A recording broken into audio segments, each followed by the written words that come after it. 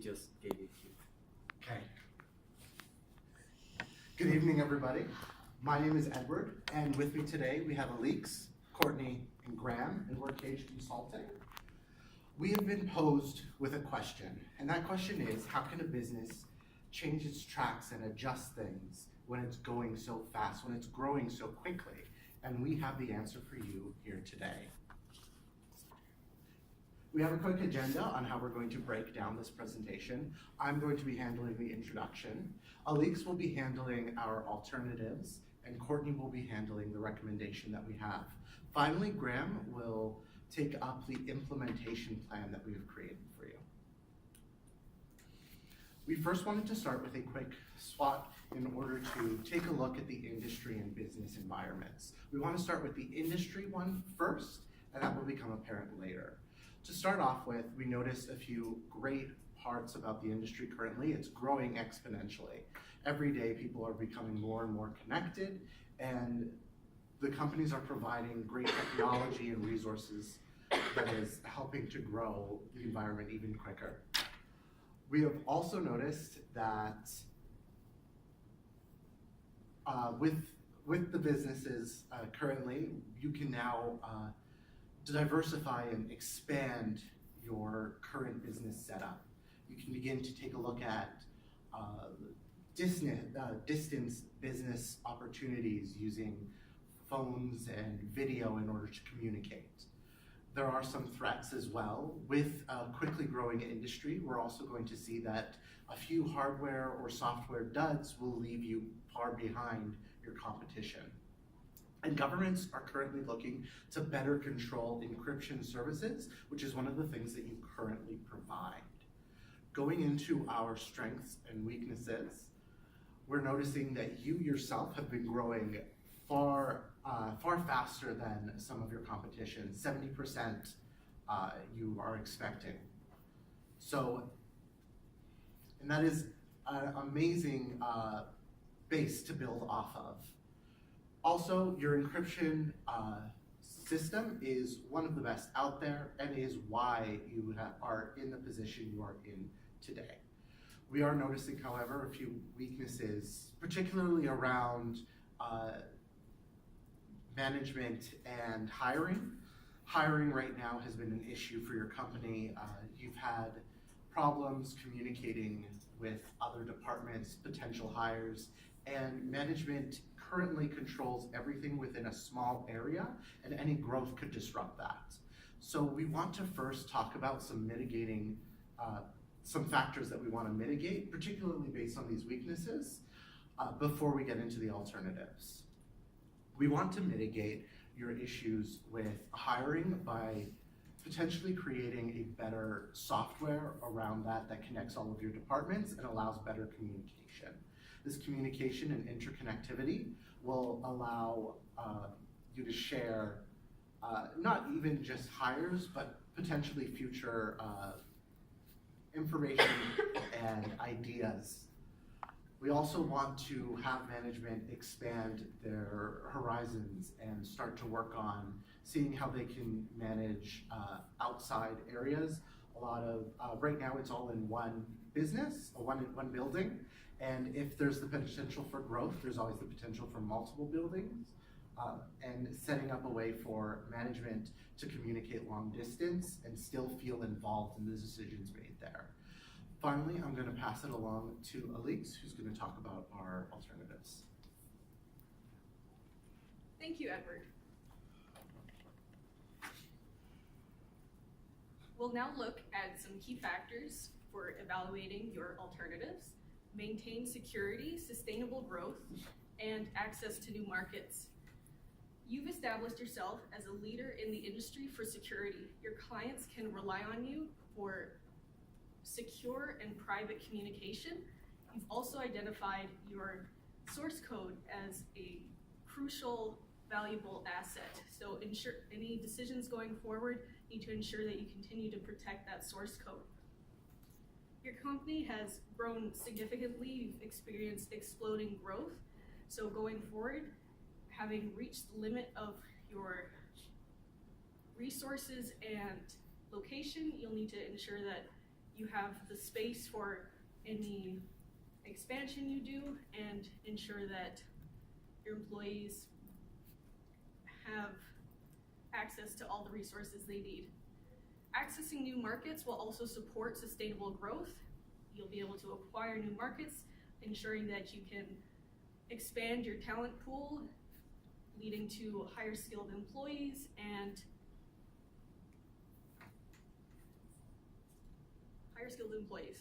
we'll have a look at your three alternatives. So national growth, acquisitions, and global growth.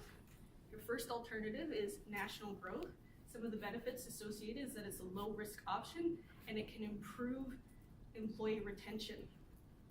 National growth involves expanding within North America, an area you've already seen success in. So by improving on your co-op and recruitment programs at universities, you can ensure that your employees will grow with your company because you're acquiring them at the beginning of their careers, so you'll have long-term success, reduce your costs with turnover. Some of the risks associated with national growth are differing wages. Employees in different locations will have different expectations of the pay they will receive, and if you fail to meet those expectations, you will potentially lose your employees to competing companies, and this is a threat to your security for your valuable source code. The other risk of national growth is it's not aggressive enough. You currently already expanding in North America and you've already capped out on your location. So you need to expand outside of where you currently are to ensure sustainable growth. Your second alternative is acquisition. So acquisition, some of the positive aspects of acquisition are access to existing infrastructure. When you acquire a new company, you will have access to their employees who are highly skilled and have experience in the industry, making them mature employees. It will also allow you to acquisition will allow you to expand tactically, meaning when you, for example, consumers in Europe will only trust homegrown local companies. Through acquisition, you can acquire not only their infrastructure, their employees, but also you will inherit their goodwill, giving you access to a new market. Some of the risks associated with acquisition are the complexity. Acquisition is a large undertaking and involves work from all departments of your company. And finally, purchase risk. Despite how much care you may put into mitigating risks during acquisition, there is still the possibility that you will acquire a rotten company, a company that is lying about its financial position, and you will acquire employees who have not experienced a strong corporate culture. Our final alternative is global growth. Some of the opportunities associated with global growth are exponential market size.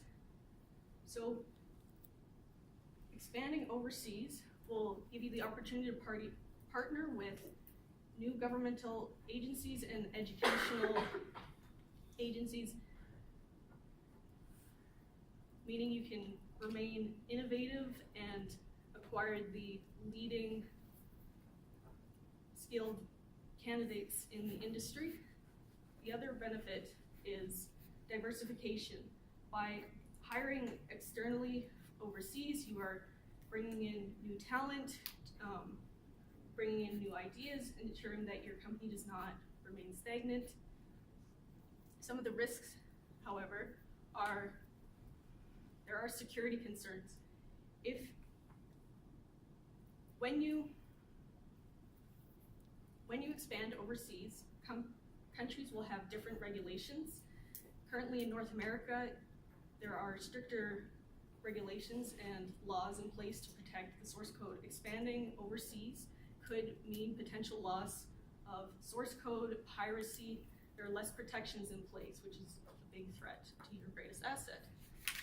Last risk is unstable growth.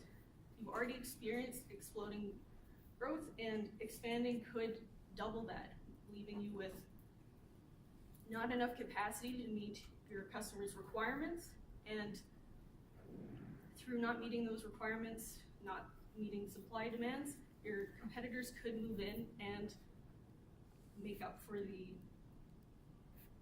area that you were lacking in. Now Courtney will evaluate your decisions. In terms of national growth, there are some concerns with access to new market.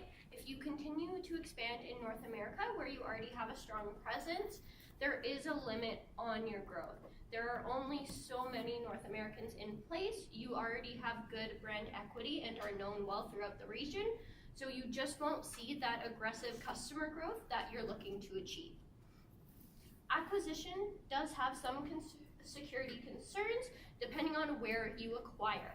Countries like China and India do require primary source codes to any encrypted data, which can leave your biggest asset vulnerable depending on where you decide to go. In terms of global expansion, maintaining security is a huge concern here. Like I mentioned, China and India do require primary source codes for any and all encrypted data, and as you have mentioned, India has made it clear that they will use this code to spy on your users and read their messages. So you don't want to be branded as a company that doesn't maintain security over assets.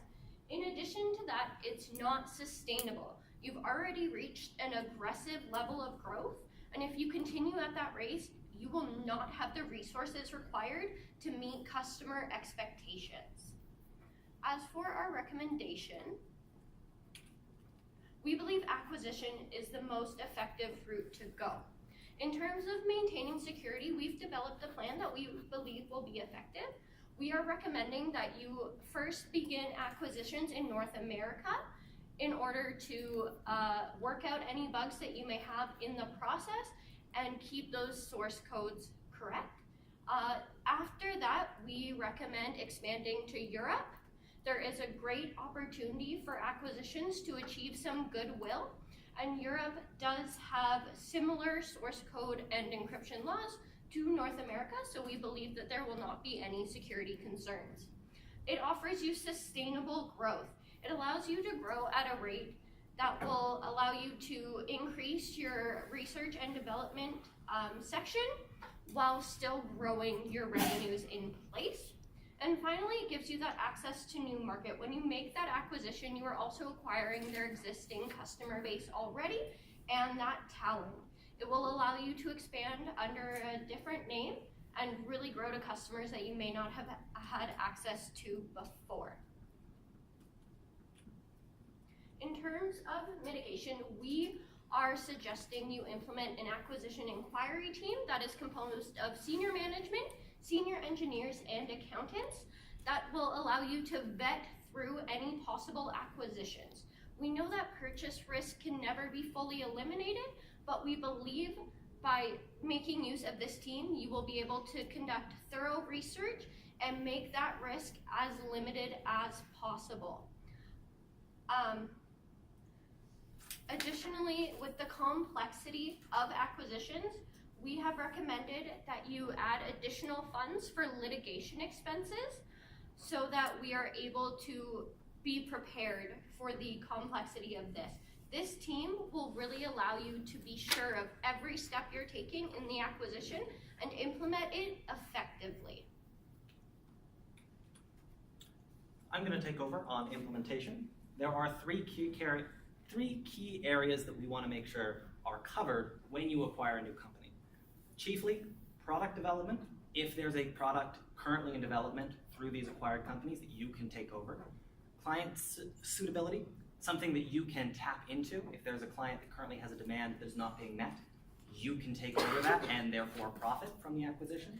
And finally, most importantly, the culture integration, ensuring that those employees are going to be part of your company in a way that is correct. Let's move right along now to financing. We'd be looking at a mix of debt to equity. As you can see on the slide, we're looking at equity for smaller companies in order to reduce our financing costs, debt for the larger companies to reduce any control risk. Moving along to timeline, we're looking at first within the 6 months, ensuring that you are able to plan everything appropriately. Then we'd be looking at US, into Europe, as we mentioned before, and finally, global options. Thank you very much for your time, and we'd love to open up the floor to any questions that you may have. I'm stressed.